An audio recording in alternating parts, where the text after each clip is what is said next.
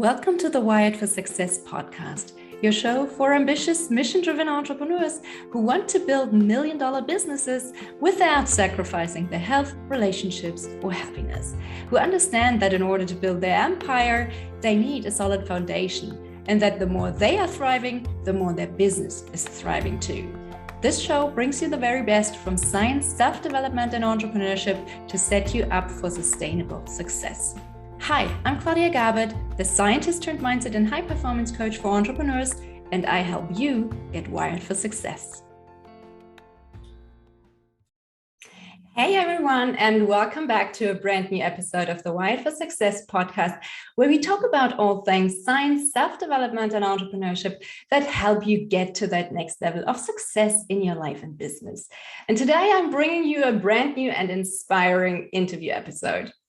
My guest today is business consultant, marketing coach, and LinkedIn expert, Jessica Yarbrough. Jessica has quickly developed a reputation of being one of the best business strategists and marketing and sales consultants for entrepreneurs who want to sell high-value products and services. Her background is in international business, and she has built multiple companies. Jessica is a genius at showing entrepreneurs how to build an expert platform, rapidly raise their value, build their credibility online, and attract those high-paying clients. So welcome, Jessica, and thank you so much for being on my show today. Thank you for having me. Awesome. So I read that your life has been full of those fascinating twists and turns that led you to where you are today. Can you tell us a little bit about those twists and turns? How did you end up doing what you're doing today? Yeah, I mean, I think I've had a great journey. We talked just before the show hit record, right, about our travels. And, I started managing companies really young, started consulting really young. I built a startup company here in San Diego, and I was really hitting it hard because we were trying to build fast. And I think there was just a part of me that really wanted to still dive into who I was at a deeper level. And so I got to the edge of burnout, right? I call it either close to a nervous breakdown or spiritual awakening, whatever you want to call it. They can be the same, interchangeable words. And I met a friend on vacation in Thailand, and I decided at that point to make the decision to walk away from the company that I built and buy a one-way ticket. And I spent 4 years traveling the world, going on a deep spiritual journey, discovering more of who I was. I, became a yoga teacher. I, traveled and backpacked all over Asia, Central America. And I really was like, okay, I'm done with the business world. And then I got pregnant with my daughter and was like, holy crap. Okay, I don't want to live that lifestyle anymore. Even though I do love traveling, we travel in a very different way now.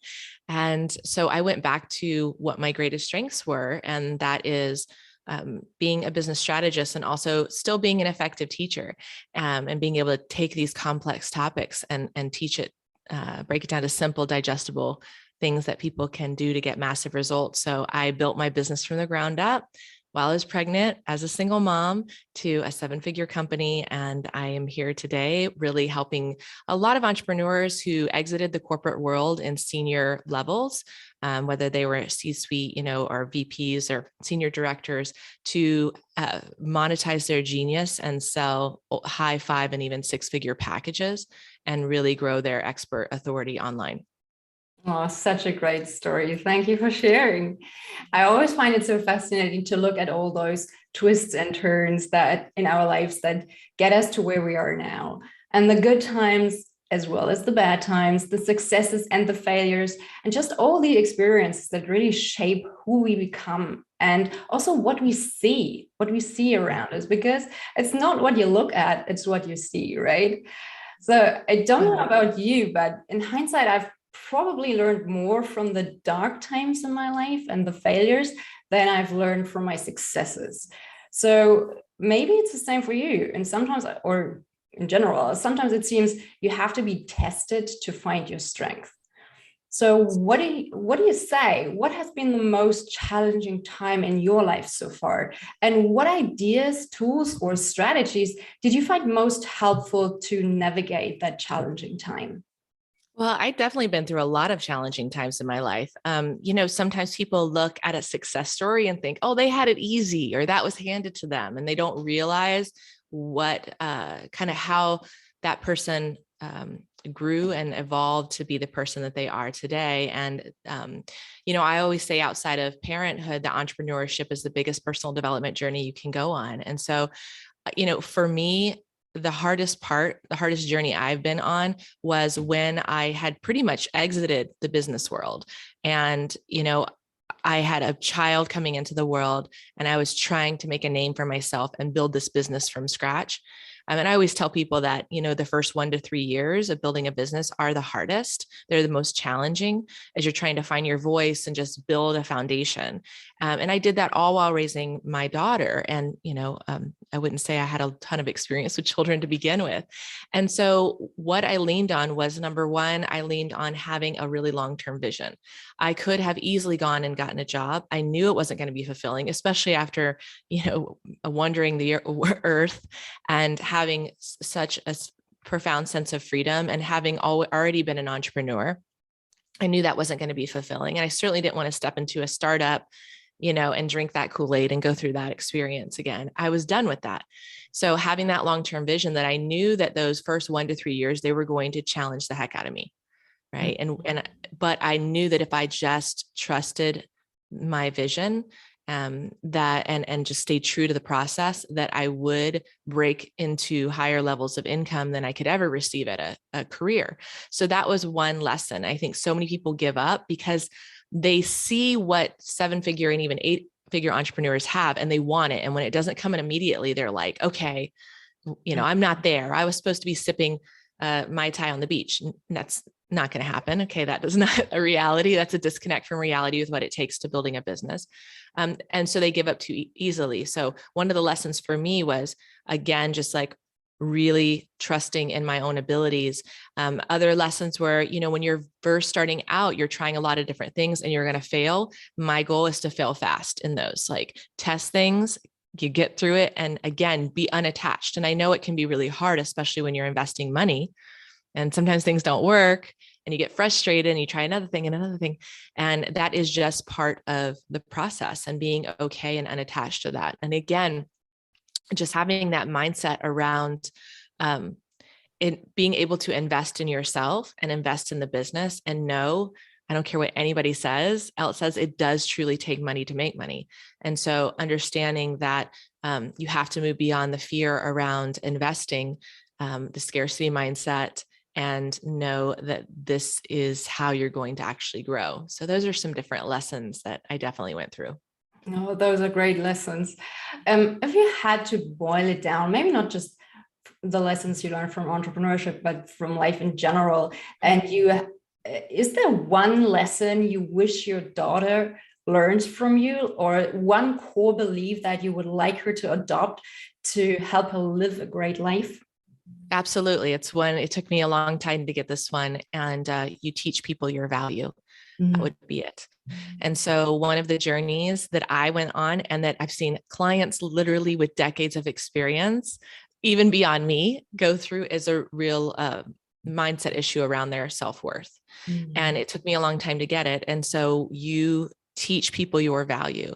And the reality is, I learned a long time ago that if I don't see and own my value, that no one else around me will. And so owning your value, owning your gifts, owning your worth, whether that is, being able to powerfully position yourself for a next level promotion within a career, or whether it's being able to command more money for the value that you do. Your worth also has to do with the types of people you attract, what you allow in your life. Whether you have healthy clients and boundaries or whether you have toxic ones, it all comes down to your self-worth and what you believe and know to be true about you. Oh, that's a great lesson for sure. Thank you for sharing. So right now, what does success look like to you? How do you define success right now? Because sometimes, these things evolve through over time, right? Success Right. does not always look the same as you progress on your journey. So how do you define success right now?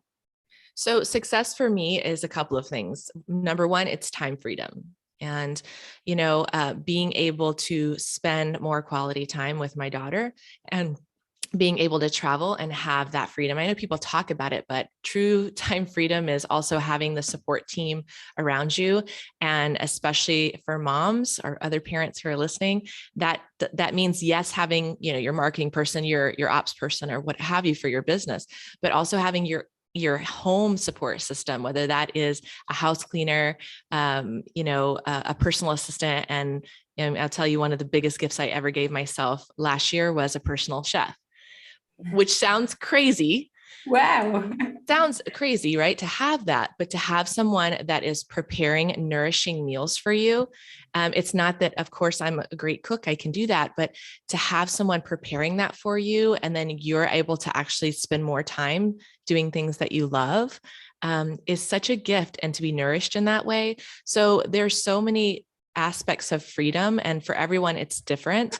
For some people it's going to be more about time. For some people it's going to be monetary things like houses and cars, and those are great as well. And for others it's going to be experiences, or one of my love languages is acts of service, which is why I love having that support system in place. So to me, that is what the true benefit of entrepreneurship on a personal level, outside of course, changing lives and helping people step into their own worth and ultimate life vision. Sounds amazing. I love that idea of having a private chef. Although I do love cooking too. So, I'm curious, what big exciting goals have you set for yourself for the new year that bring you closer to that version of success? What would you like to achieve this year in your personal and business life? Well, in my business life, we're looking to double the growth, and help more people, and also draw more and more people in who are high level. And that's happening, and it's great. And then the other thing would be, for my personal life, is taking 1 week off a month. So I've already kind of cleared my schedule. I used to take 4 weeks of vacation a year, and I want to up that this year to 1 week off a month. Like, that is a personal goal of mine that I'm setting. Sounds great. Okay, so let's switch gears and talk business. So Yes. as you said, you help coaches and consultants scale to multiple 6 and 7 figures. Yes. What's the most common mistake you see those people make when it comes to packaging their expertise into those ultra high-end offers that sell for 25K or 100K or even more? Yeah. Well, typically people come to me for 3 reasons. One, how do I sell high ticket, ultra high ticket? How do I find people to pay me that much? And then for those that are typically at 250 to 600,000, I'm at the center of the business. I can't do more to make more without burning out or, breaking my relationships. So, how do I actually scale? And so the biggest mistake people make in that first area is they truly don't understand how to put it all together. And it's not just a price tag. It really isn't. It's about a couple of things. Codifying really what is your unique genius. And even if you've been doing a lot of things, it's putting that together into a next level system that you can attach a massive transformation and therefore a massive price tag to. Defining the how, that codifying of the genius, and then powerfully being able to articulate that, to communicate this. And I would say 90% of entrepreneurs that are stuck at under $500,000 typically struggle to communicate their value in the marketplace effectively. Like, their message doesn't land. So that's one. Number two, it's got to be positioned correctly. And when I say position, it has to be right market, right match. So if you're struggling to sell to people $5,000 packages, they may not be the right people. There are plenty of people who can pay you a lot more, or they might be the right people and you're just positioned wrong. So not only do you need to have the right market, but you need to be positioned as a credible expert in the marketplace. And then your product needs to be positioned as truly transformational. So if you say the price is 75,000, the response is, that seems reasonable, which it might sound kind of crazy to some people, but if you are positioned correctly, right market, right match, you're standing in your authority and owning your value, you truly codified something that is going to transform people's lives, and you package it into something that is, a no-brainer offer, then you will get that response. And it's how I've had clients who struggle to, sell $3,000 to $5,000 packages, turn around and sell 25,000, 75,000. I've even had clients sell multiple six-figure packages, replacing their entire income for an entire year with one deal. So it is possible, but there is a process and a strategy for how you approach that.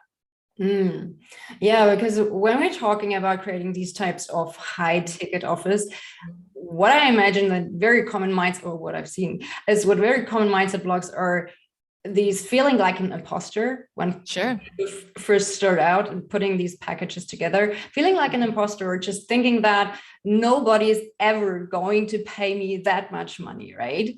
So I remember when I started out building my business and I saw those 25K offers or something, I would think like, well, that's ridiculous. And it really took me quite some time to even consider putting a high ticket offer together. There was so much old conditioning and money mindset blocks that I had to work through to even get through that initial block. So what was it like for you when you put together your very first high ticket offer? Did you have to overcome these blocks too, or and if how did you do that? Yeah, I mean, I think there were different. I always tell people, you have a number in your mind of what you believe is possible to charge. Okay. And that is your ceiling. Yes, and I'm going to tell you when you come to me to triple or quadruple it typically, right? Some people we 10x their price. It just depends on where they're at. And so that is the reference point in your subconscious mind. Like, this is what I'm worth. And what we have to do is create a new reference point. And so I did go through this process multiple times. I mean, even for my first $5,000 package, that was probably one of the biggest breakthroughs, even before the 25 and 50 and up, right? It was just getting to that point where that track record of old beliefs was playing in my head, just like what you said, I'm not worth it. Nobody's going to pay me this, all of this. And I remember going through it with my coach. I actually wrote an article on LinkedIn about it, where I could hear the thoughts, but I suddenly became like, I recognized that they weren't mine. They weren't me. It was like a track record playing. And what was interesting is, as I help people after that, I would hear the same track record come out of them. And they would also recognize that it's not really true. So there is belief systems that we take on that are just disseminated throughout our culture, throughout our society. And so that was a big breakthrough. And then, of course, having the bigger and bigger ones. And here's what I tell people, because we can do all the mindset things in the world, right? And for some people, mindset shifts happen very quickly. And you're a mindset expert. As you know, some people, mindset stuff, it takes forever. It's their willingness and it's their background. There's so much complexity. So what I say is this. The fastest way to break through your limiting beliefs is to prove to your subconscious mind that it's possible. Okay. That's the fastest way, because then there's no arguing with it. So the way that we overcome it is by putting something together that, even if you're a little nervous about it, like you feel good about it, you're confident. And I'm going to I help people master how they communicate and teach, how they pitch, how they do everything. So it's like one of my clients who is an ex-corporate attorney and just really stuck at about 100K and around these $5,000 packages. Even though she was nervous going into this conversation, she spent so much work on that, the offer structure, positioning, and all that, and her sales conversation, that she felt confident enough to go into it. And then she sold her first 20K package. Then she did it again and again and again and again and again and again and again. And it was like, once she hit it, she was like, oh my gosh, this is it. And so, if you struggle with the mindset, what I say is the fastest way to move through it is to take action, to build it, to sell it, to get your yes. And now suddenly you've created a new reference point of what's possible in your mind. And every other package beyond that, even if it's 2, 3, 4 times the price, is going to become easier and easier. Yeah, it's so fascinating, right? In the beginning, you struggle to put together something that's maybe a 2K or something. And it feels so scary. And like, oh my goodness. And once you sold it, it's like, it's not that bad at all. You can go to the next level. And what I tell my clients, especially who want to sell really higher end packages and they're on the fence. And some people, maybe they've sold a 25, but they're like, how do I go to 100K? Or they're at 10K packages and they're like, how do I go to 50K? The thing I tell them is, look, when you sell it, there's only one thing that you will say to yourself. Can you guess what that is? in the conversation or in your head? To yourself. Yeah. You say you can do it. Yeah. You will say, why didn't I do this sooner? Oh, right. Gotcha. Because, and I'm sure you've experienced that, right? It's like when you do it, you're like, God, why was I self-sabotaging for decades or however long it is? Why didn't I do this sooner? You know, and I think, and that can be true for so many things in your life, whether it's your money or whether, your money or your value, or whether it's like working out or whatever it may be. Why didn't I do this sooner? This is so awesome. And so, it's a beautiful place to get to. It's a beautiful place to watch people have those breakthroughs and really step into, the next level version of themselves as they shed those past belief systems, and they can be dissolved very quickly. They really can. You can break through rapidly to another level of success. I always tell people that if you're like, but I've been struggling for so long, it's like you can literally have life-changing income happen in a relatively short amount of time. And then that's it. Like there's no going back after that point. Yeah, sometimes those transformations can be really quick. Yep. Now, finding the confidence and the courage to put together, say, a 25K offer or even something more expensive is one thing, but finding those clients who are actually willing and able to buy those offers, that's quite another one. So what are your best tips for finding those high-level clients to fill those ultra high-end offers? Can you walk us through your lead generation and qualification process? Yeah. So every program is different. Every strategist is different. For me, I focus on LinkedIn. I've taught Facebook. I understand other platforms, but LinkedIn is primarily what I focus on. And that's because I'm working with a lot of high-level clients, again, who came from their corporate world, and they're either coaches or consultants. So they're wanting to go into small, medium, or even large businesses, their executive leadership, or their high-level business strategists. I do have some life coaches that, again, target executives or high-end kind of matchmakers or dating coaches, but they're people that that are very professional. And so we focus on LinkedIn primarily, and then some other things as well. For me, what I tell my clients is it all comes down to your marketing or influence system. And that's three areas that we focus on. One, you have to have expert positioning. So many people that are struggling in a sea of sameness, if you will, they're perceived online on a peer-to-peer level. And someone is not going to pay you. They might pay you $5,000, $2,000, but they're not going to pay you 25, 50, or 100K if they see you on the same level as them. So it's very important that we build expert positioning online so that you're perceived as a true expert, not just someone who they're going to get on the elevator with and get off on the same floor, but who can take them all the way to the top.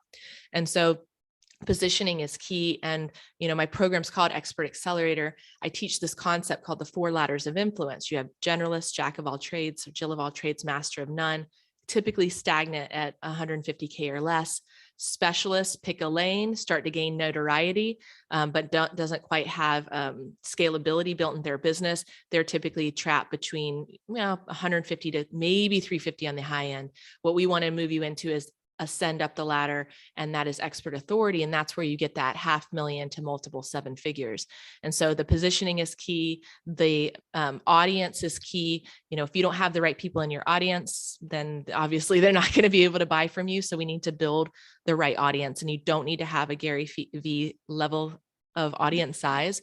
You can have 10,000 people following you and a multiple 7-figure business. Or you can have less and have a high 6.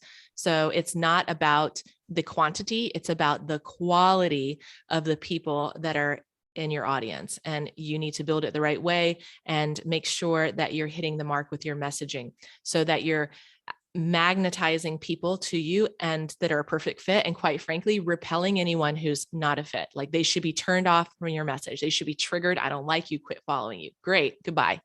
Right? You don't want them. What you want is an audience that is highly relevant.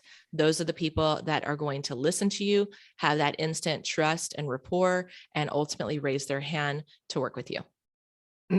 Great tips.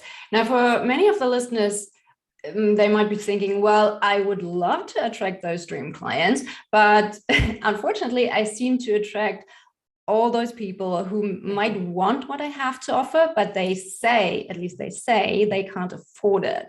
So what would be your advice in those situations? How do you deal with those money objections? So I actually just published my latest newsletter, which is the top 10 reasons why prospects are wasting time on calls and what to do about it. So, I mean, I prefer the way that I teach and structure my business is I don't bother to overcome objections. Okay. I don't teach tactics to overcome objections. I'm not trying to overcome anything. I set the sales conversation and everything up on the front end so that you're overcoming objections before they even happen. And this is not an icky salesy, kind of conversation. It's very relationship based, especially when you're selling ultra high end. None of that stuff, flies. And so usually when people are struggling or getting pushback on sales conversations, it's one of three areas. It's your offer is a problem, your marketing is a problem, or you suck at sales. Like that's the ugly truth of that last one. Your offer, kind of we talked about, it could be wrong market. Okay. Yeah. You need to market it, position it to another person. I had one of my clients, he came out of corporate. He's a sales superstar, but he was struggling fresh out of corporate to sell $3,000 packages. He was trying to go after new entrepreneurs. I was like, dude, you just came working with $100 million plus, companies in your corporate sales experience. We need to position you to go after companies, not, individuals who he was talking over their head. His genius was so high, they didn't get it. They were too new. His language, his messaging, and we repositioned him and he was able to shift into selling 30 and 62K packages immediately. So it's got to be the right market. It's got to be the right offer. From a marketing perspective, you have to be viewed as an expert. The messaging has to be aligned so that you're attracting the right people. You have to have a pre-qualification process so that you're not wasting time on people that aren't a fit. I always tell my clients, the fastest way to drain your energy is to get on the phone with people that will never buy from you. So don't do it. And then, and then your sales, it could be that you literally don't know how to hold the container of a sales conversation. You might not know what the emotional journey of a sales conversation is, how to ask the right questions, how to listen for what's not being said, how to demonstrate your authority, your credibility in that sales conversation, and how to position your product as a heck yes. And so, or your service as a heck yes. So there's so many variables.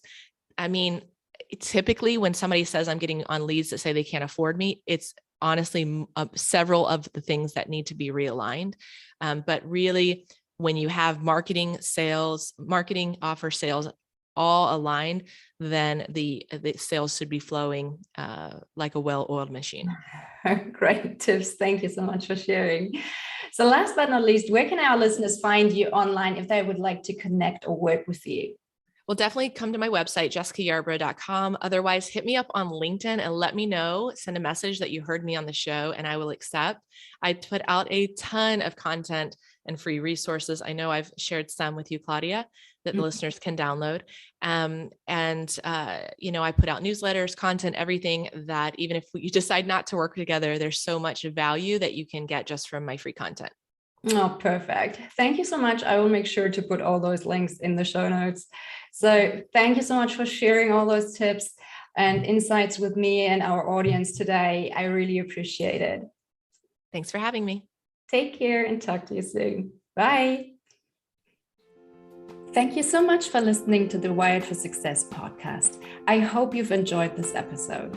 If you did, please take a sec to rate and review my show or share it with a friend. That way you can support the show and help me reach and support other entrepreneurs like yourself as well. If you would like my help to figure out how you can go from overwhelmed and overworked hustler to empowered and confident leader, check out my website at www.wiredforsuccess.solutions and book a free 20-minute strategy session with me. Can't wait to help you get wired for success. Until next time, take care.